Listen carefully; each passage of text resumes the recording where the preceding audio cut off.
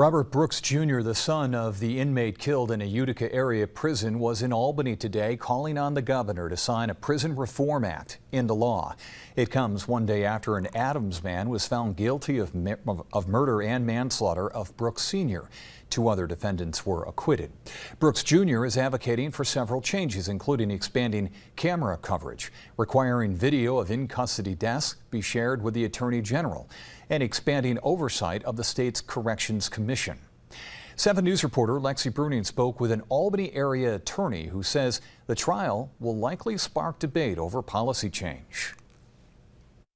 The trial against 3 former corrections officers, including Adams resident David Kingsley, may leave a legacy. Albany area lawyer Paul Ohanassian kept up on the trial.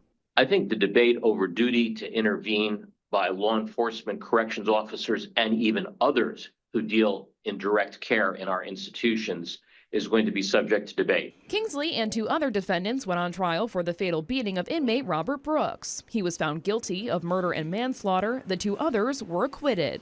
Defense attorneys argued DOCS's training on its duty to intervene policy wasn't thorough. Ohanassian says it is a very limited concept in the law. I think this case highlights the difference, too, when you have supervisors who are ordering people to do something and an individual who is a subordinate. How do you impose on them a duty to override a supervisor?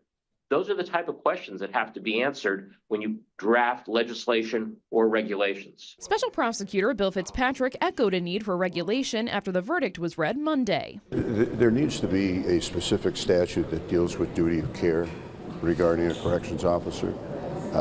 I thought I made it clear in this case that that was such an instance. I don't know if the jury disagreed with that or not. Assemblyman Scott Gray says it's a valid thought and proposes an independent group evaluate the state's prison system, someone from the outside looking in. Here is objectively what your issues are, and here's objectively what your solutions, possible solutions are. We asked a prison workers union if the state policy should change, but we didn't hear back. Lexi Bruning, 7 News.